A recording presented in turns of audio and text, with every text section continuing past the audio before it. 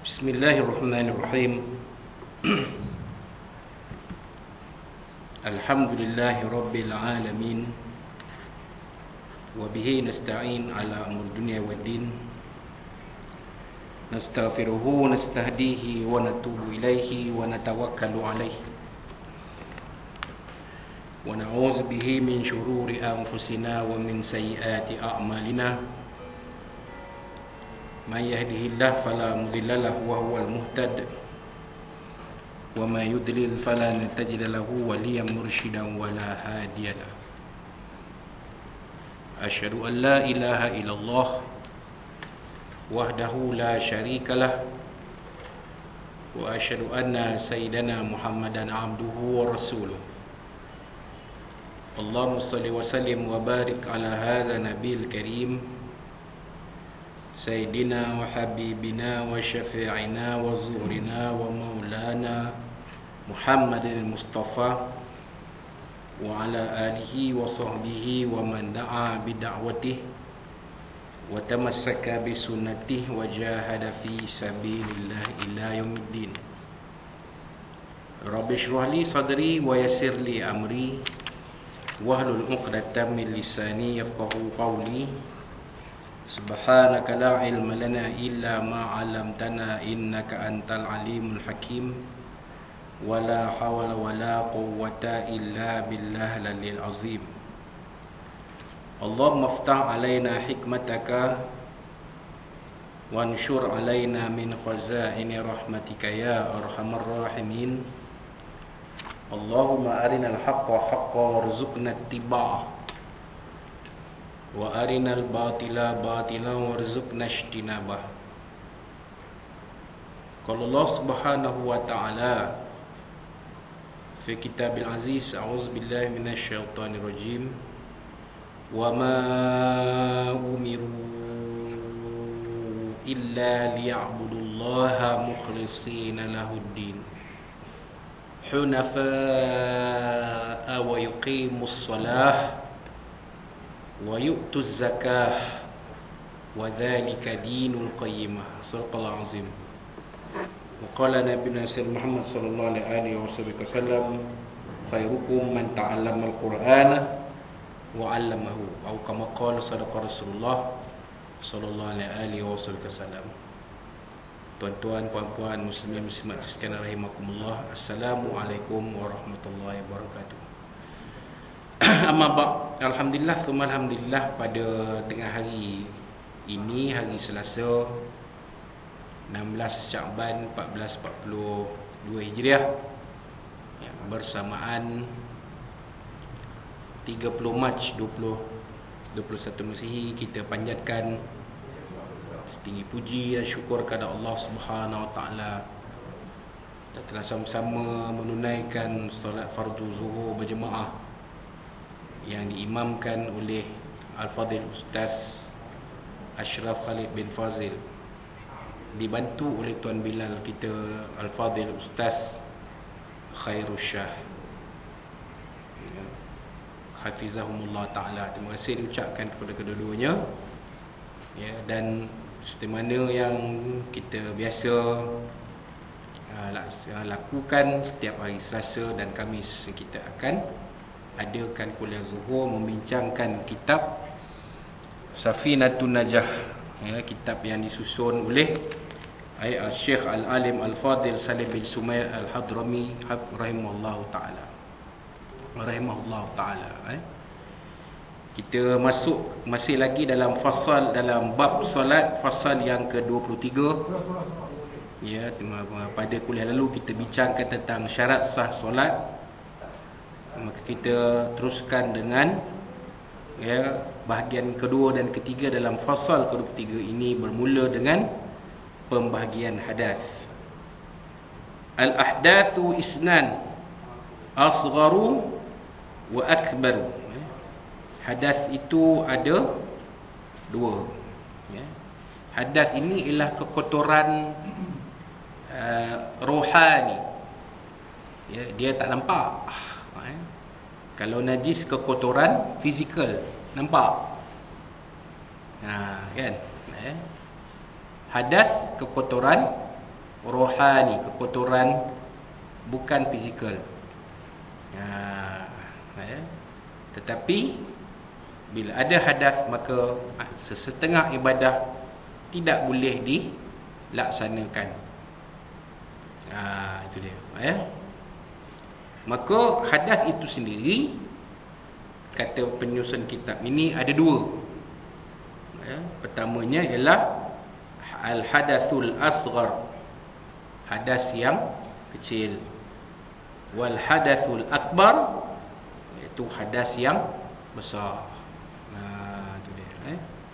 Jadi ada dua hadas, hadas kecil satu, hadas besar satu.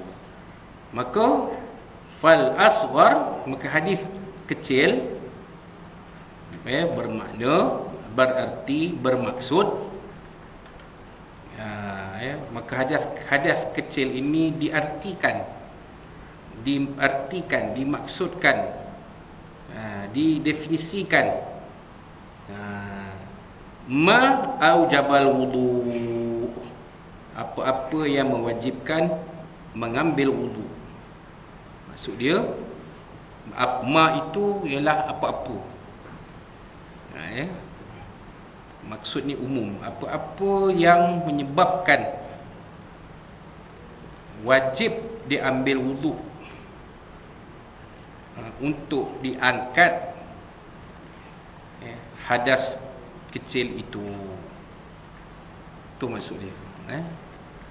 Baik, itu bila kita nak ambil wudu, niat dia apa? Nawaitu raf'al hadathil asghar.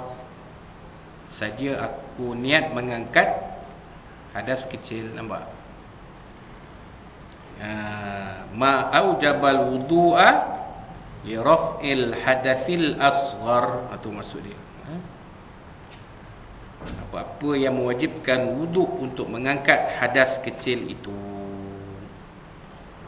Jadi ma itu balik kepada al-hadathul asghar. Hadas kecil itu apa-apa yang mewajibkan wudu untuk mengangkat hadas kecil itu. Apa dia? Kita dah bincang sebelum ni kan. Bila kita kita membuang air kecil, membuang air besar, kan? Kita terkentut, kan? Menyentuh perempuan bukan mahram, perempuan ajnabi, bukan mak kita, bukan adik perempuan kita, bukan kakak kita, bukan makcik kita. Selain daripada itu, bukan nenek kita, bukan opah kita, bukan nenek moyang kita, bukan cucu kita. Tuan-tuan, ada yang ada cucu ni, cucu perempuan. Kalau atuknya cucu perempuan, kalau opahnya cucu lelaki, itu adalah mahram. Tak apa, ni bukan mahram. Sepupu, anak saudara isteri, bapa saudara isteri, mak saudara isteri, itu bukan mahram, boleh dikahwini. Anak saudara isteri, kalau kita anak saudara perempuan, kalau isteri kita anak saudara lelaki, dia bukan mahram. Sepupu bukan mahram. Kadang kita kalau balik kampung beraya dengan sepupu sepapat, salam je, lelaki perempuan sama. Alah, sepupu sepapat je pun, memanglah. Tapi halal kahwin. Boleh tak sesama sepupu berkahwin? Boleh. Boleh. Apa tak bolehnya? Kan?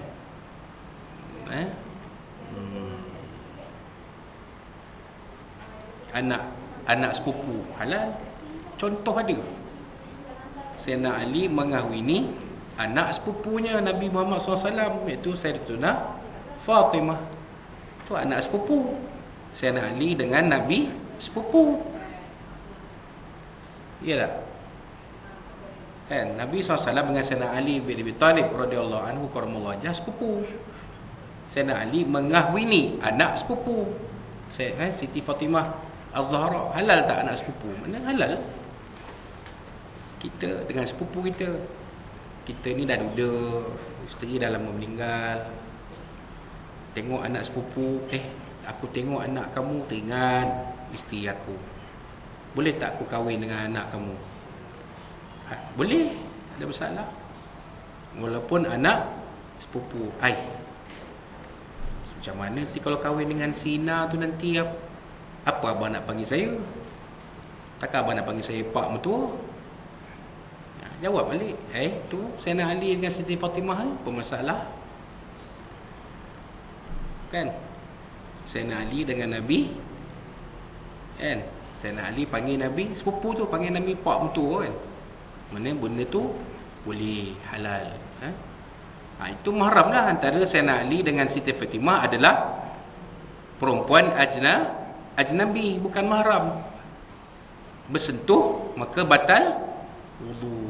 Adalah hadas kecil. Nak angkat hadas kecil, mestilah berwudu. Itu maksud al-asghar tadi. Kan? Wal akbaru ma aujabal ghusla.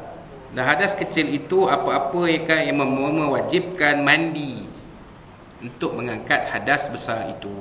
Apa dia perbuatan yang menyebabkan wajib mandi? Apa dia?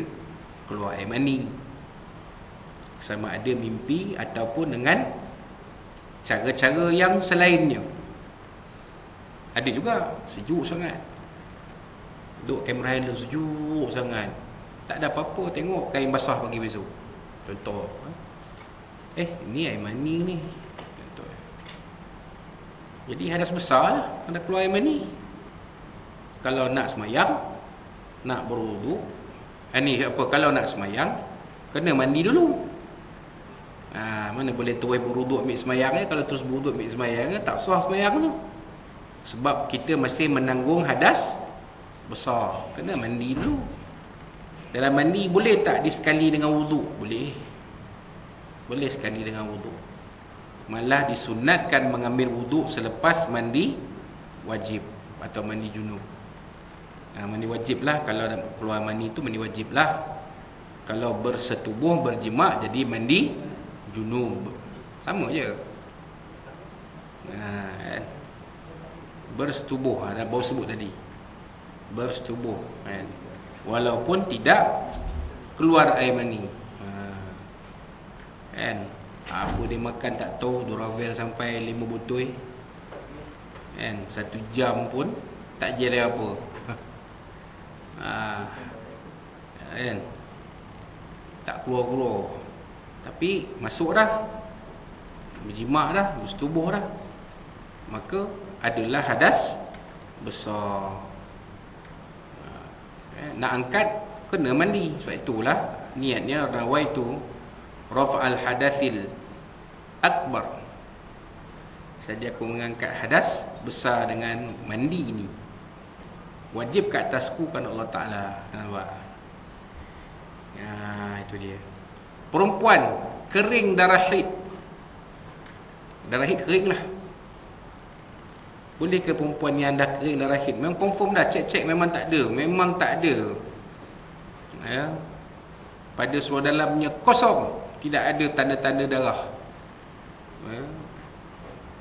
Merah tak ada, coklat tak, hitam tak ada, coklat tak ada, oranye tak ada, kuning tak ada. Kuning pun tak ada.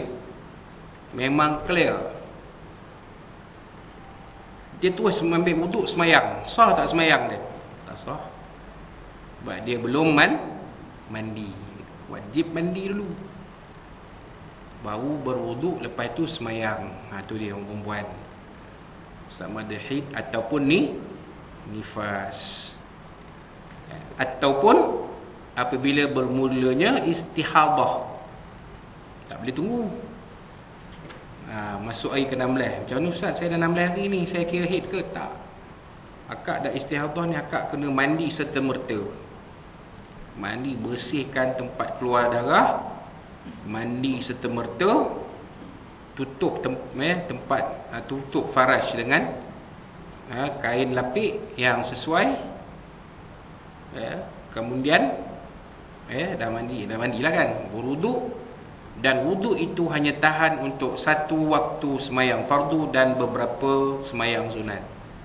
Mana kata tahduk zuhur je, asar kerang kena salin lain, ambil wuduk lain. Tapi tak perlu mandi wajib berkali-kali, tak payah, sekali cukup. Pasal dia dah lepas tempoh haid maksimum. Kan? Nifas pun serupa lah, sama tu. Serupa je. Jadi hadas besar tu dia, antara benda-benda yang dikatakan al-hadath al-akbar ma aujabal ghusla, apa-apa perbuatan perkara yang menyebabkan wajibnya mandi untuk mengangkat hadas besar tersebut. Kalau tak boleh sembahyang, mayang tak boleh, tawaf tak boleh, leceh baca Quran dari mushaf tak boleh. Macam mana ustaz? Tak, tapi saya simpan Quran dalam handphone. Saya baca kat handphone lah ustaz, saya tak pegang mushaf. Macam mana nak jawab? Dia kata tak apalah ustaz, saya tak boleh pegang mushaf. Saya ada Quran dalam handphone 30 juzuk.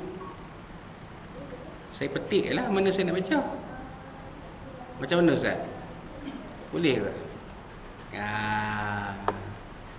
Kalau dia kata mushaf tu, sama ada mushaf tu adalah berbentuk kitab, buku, atau mushaf itu berbentuk soft copy. Soft copy lah, maksudnya dalam handphone, dia tetap mushaf. Melainkan kalau ada terjemahan Al-Quran, itu lain. Kalau ada terjemahan Al-Quran sekali, tidak dianggap sebagai mushaf. Termasuklah buku-buku kitab-kitab terjemahan Al-Quran. Itu dia bukan mushaf. Macam mana? Maknanya kita boleh sentuh tanpa wudu. Kitab tafsir Pimpinan Ar-Rahman tu, kitab tafsir kan, terjemahan tepi tu kan, itu bukan mushaf. Jadi boleh, kita tak ada wudu, kita nak pegang, nak sentuh, nak baca, boleh. Pasal dia bukan mushaf, dia adalah terjemahan Al-Quran. Mushaf tu dia yang dalam almari tu, susun banyak kat atas tu, yang tu mushaf. Yang tu tak ada wuduk, tak boleh pegang. Kalau hadas besar nak baca Quran dari mushaf tak boleh. Sentuh pegang mushaf tak boleh, nak baca Quran dari mushaf pun tak boleh. Sama macam handphone lah. Mushaf tu duduk dalam handphone secara soft copy. Aplikasi buka, pum, dapat Quran sebiji-sebiji, sebutir-sebutir Quran. Boleh tak kita yang hadas besar ni baca Quran dari situ? Tak boleh. Pasal dia adalah mushaf. Wallahu alam. Itu antara apa yang kita boleh cerita sikit tentang hadas besar dan hadas kecil tadi. Kemudian penutup pada pasal yang ke-3 ialah berkaitan dengan aurat. Al-auratu arba'un. Aurat itu ada 4 bahagian. Al-aurat ini 4 bahagian. Aurat ni ialah dalam bahasa Arabnya berasal daripada perkataan aib, perkara yang aib. Jadi aurat ini adalah keaiban. Tubuh manusia ni ada tempat-tempat tertentu yang kalau dibuka menampakkan keaiban manusia itu. Itu dia panggil aurat tu. Kalau yang bukan aurat, orang nampak tak apa, tak mengaibkan sesiapa. Itu maksud dia. Al-auratu arba'un. Aurat ini ada 4. Auratul rajuli mutlaqan, aurat laki mutlak, wal amati fi salati. Aurat laki dalam solat, aurat lelaki keseluruhannya. Itu maksud dia. Auratul rajuli mutlaqan, aurat laki kesemuanya. Wal amati, dan hamba perempuan, fi solah, dalam waktu solat, waktu sembahyang, ma baina surrah war rukbah, adalah apa yang ada di antara pusat dan lutut. Dibetulkan di situ.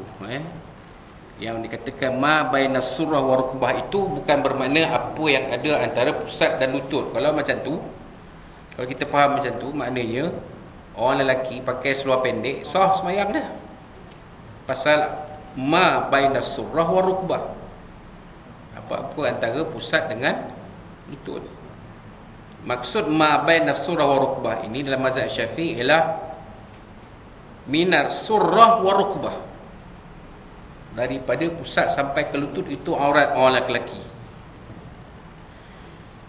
Jadi tuan-tuan jangan terikut pula. Nampak pula ada orang Arab semayang pakai seluar katok. Orang sini panggil seluar katok, orang kampung saya panggil seluar pendek. Seluar pendek sampai peha, ya, tak tutup lutut. Dia pun semayang.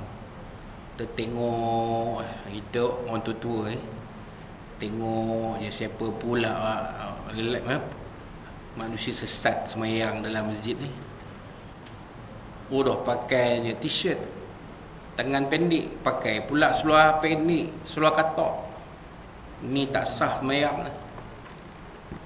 Kita kata tak sah semayang, dia kata sah. Kenapa kita kata tak sah? Sebab ikut mazhab Syafi'i minas surrah ila rukbah, daripada pusat sampai ke lutut. Mazhab lain antara pusat dan lutut, bermakna kalau seseorang itu semayang pakai seluar dalam, sah semayang dia. Lelaki lah cerita ni, lelaki semuanya dan hamba perempuan tadi kan. Hamba perempuan cukup dia pakai sopan je waktu semayang. Dia pakai tudung, dia pakai baju tangan, t-shirt, pakai seluar, semayang dia. Hamba perempuan cukup. Dia tak pakai tudung pun tak apa, cukup. Asal tutup pusat ke lutut. Tu dia. Dia sama, hamba perempuan ni dia sama macam lelaki dalam semayang. Tu dia. Wa auratul hurrati fi shalah, dan aurat orang merdeka dalam semayang. Aurat perempuan merdeka dalam semayang. Hurrati ini ialah hurrati ini perempuan merdeka. Tadi al-amatu. Al-amatu tu ialah hamba dan perempuan. Al-hurratu perempuan merdeka. Perempuan merdeka, perempuan bukan hamba lah, yang kita tengok kan. Aurat perempuan merdeka dalam semayang. Terima kasih Tuan Amran sudi hadir ke surau. Alhamdulillah. Baik. Apa dia tuan-tuan? Jami'u badaniha, keseluruhan tubuh badannya. Ma siwal wajhi wal kaffaini, apa-apa selain wajah dan kedua tapak tangannya. Nampak? Aurat perempuan merdeka dalam semayang seluruh tubuh badan dia, melainkan wajah, muka dan dua tapak tangan. Termasuk juga tawaf. Maknanya Eka ayah dengar ni, Nelofa pergi honeymoon dengan suami dia ke Mekah, contoh, buat umrah. Tawaf ifadah, tawaf fardu umrah tu, bukan tawaf biasa tawaf fardu umrah tu, dia sebahagian daripada umrah. Dia lupa tutup, pakai purdah juga, tak buka muka. Sah tak tawaf? Tak sah. Sebab itu tawaf fardu, bukan tawaf sunat. Kan? Waktu kita tengok kalau orang pergi umrah, ada perempuan buka muka, ada perempuan pakai purdah, sama tawaf. Jangan kita terikut yang purdah tu. Dia boleh pakai purdah, kita esok pun boleh pakai purdah. Kita ni tak reti, kita ikutlah orang tua kita. Tak tunjuk muka. Sebenarnya itulah dia. Sebab tawaf tu sama macam semayang. Perempuan kalau pakai purdah dalam semayang tak sah.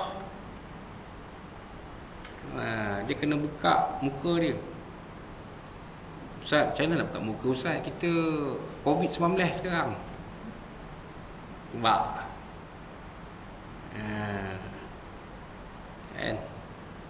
Tu tanyalah pakar-pakar. Tapi kalau tanya saya kata perempuan waktu semayang buka lah, mask tu turun. Sebab kita dah guna sejadah ni kan. Lelaki lain, lelaki muka tak masuk dalam aurat, tak ada hal. Boleh je nak pakai mask waktu semayang lelaki kan. Perempuan muka itu tak termasuk dalam aurat, jadi kenalah buka nampak muka waktu semayang. Habis semayang pakai mask balik, tak apa. Hari ni yang tak bertudung pun pakai purdah. Rambut melayang-layang terbang tapi tutup muka, pakai purdah. Dulu pertikaikan, sekat orang pakai purdah dulu. Sekat. Siapa perempuan Muslim pakai purdah akan ditangkap dan dikenakan tindakan undang-undang. Dulu kat sini, kat Malaysia ni, tempat lain lah. Sekarang satu dunia perempuan pakai purdah. Pasal apa? COVID-19. Ambil kau kan. Tapi kita dalam semayang buka muka, ya, buka muka. Kalau buka muka lah, daripada kita pakai sejadah negeri kan. Dia pakai sejadah negeri tak apa dah lah, selamat. Wallahu alam. Baik. Wal auratul hurrati wal amati indal ajanib, dan aurat perempuan merdeka dan perempuan hamba di sisi al-ajanib, ketika berada di sisi lelaki ajnabi. Nampak? Boleh faham tak Aurat perempuan merdeka dan hamba perempuan ketika di hadapan lelaki-lelaki ajnabi, bukan mahram. Ya. Tunang pun dia kira lelaki ajnabi, terpakai hukum aurat tu. Apa dia? Jami'ul badan, seluruh tubuh badan. Adapun setengah qaul mazhab Syafi'i menyamakan aurat perempuan merdeka sama ada di dalam solat atau berhadapan dengan perempuan ajnabi sama. Jami'u badaniha ma siwal wajhi wal kaffain. Dia kira sama. Tapi pengarang kitab ni membezakan. Dia kata kalau perempuan merdeka atau hamba berhadapan dengan lelaki-lelaki ajnabi ataupun di luar rumah lah. Di luar rumah tu tentulah lelaki ajnabi tu ada keliling kan. Seluruh tubuh badan, nampak mata, pakai purdah. Kan nak risau apa kak? Semua pakai purdah dah kak. Ada purdah color biru, color hijau, color hitam, color pink, bunga-bunga, corak kan. Ada lambang kelab bola, ada lambang PDRM kan. Purdah lah ni macam-macam jenis. Jadi kalau di luar dari semayang pakailah, tak ada masalah. Jadi siapa yang untung tak pakai mask pada hari ni? Perempuan pakai purdah. Tak payah beli mask, dia dah pakai purdah, dah tutup lah kan. Itu dia wa inda maharimiha wan nisa, dan di sisi mahramnya dan orang perempuan umumnya. Wa inda maharimiha ni ketika berada sesama mahram dia, dengan abah dia, dengan mak dia, dengan abah dia, dengan abang dia, dengan adik lelaki dia, dengan atuk dia, dengan anak dia, anak lelaki dia, dengan cucu lelaki dia, dengan cicit lelaki dia. Ke bawah, kalau atas mak dia, ayah dia, mak dia, atuk dia, nenek dia, onyang dia, pak saudara, mak saudara, adik saudara, ada ni ayah, itulah pak saudara, mak saudara. Kita bukan pak saudara, mak saudara, isteri kita tak, itu tak masuk. Itu saya kira ajnabi juga. Macam pak saudara, mak saudara saya, tapi saya dah ada mak saudara dah meninggal lah, lama dah. Jadi saya tak ada mak saudara. Yang ada mak saudara isteri saya, ada 4 orang. Ada 3 orang, sorry, maafkan saya, ada 4 orang. Ada 4 orang mak saudara isteri saya. Itu bukan ajnabi, itu bukan mahram, itu ajnabi. Kan? Dia kena juga tutup aurat di depan kita. Kan? Wan nisa dan perempuan secara umumnya. Ada pendapat mengatakan wan nisa wal muslimati minan nisa. Ada pendapat mazhab Syafi'i mengatakan perempuan muslimat saja. Perempuan kafirah dikira ajanib juga. Maksudnya perempuan ni kafir dikira sama macam lelaki ajnabi. Ada pendapat mengatakan wanita ni semua sekali ya. Muslim ke, muslimah atau muslimah ke, kafirah ke, dikira semua. Baik tu ada timbul isu sekejap. Apabila siswi anak-anak perempuan kita masuk ke universiti, jadi siswi di universiti, pihak asrama letak sebilik dengan rakan perempuan bukan Islam, Cina ke, India ke, Kadazan ke, Iban ke, kan, bukan Islam, orang asli ke, kan. Balik dia beri mengadu kat mak ayah dia, macam mana ni mak, macam mana bah, roommate saya kawan sebilik bukan Islam, berbungkus kepala 24 jam, masuk bilik air je berbuka anak tudung, masuk bilik, masuk balik, masa keluar bilik air, masuk balik bilik kena pakai anak tudung, pasal kawan sebelah bukan Muslim. Nampak tak bebas lah bah, macam mana nak buat ni bah. Jadi ambil kaedah yang dalam kitab ni, wan nisa, walaupun kafirah, al-mar'atul kafirah, perempuan kafir, sama kaedah dia dengan perempuan muslimah. Tapi tu tengok, ma baina surrah wa rukbah, dari pusat sampai ke lutut. Boleh pakai hopen? Tak boleh. Budak-budak BBNU tak tahu hotpen, istilah hotpen ni. Apa BBNU tu Ustaz? Budak baru nak up. Kalau macam saya masa kecil-kecil dulu, ya, pasal arwah opa ni selalu sebut hotpen. Kamu tengok tu, hotpen tu dulu-dulu panggil hotpen, seluar pendek, kan, masa kita pergi pesta sukan sekolah rendah tu kan, budak perempuan semua pakai seluar pendek.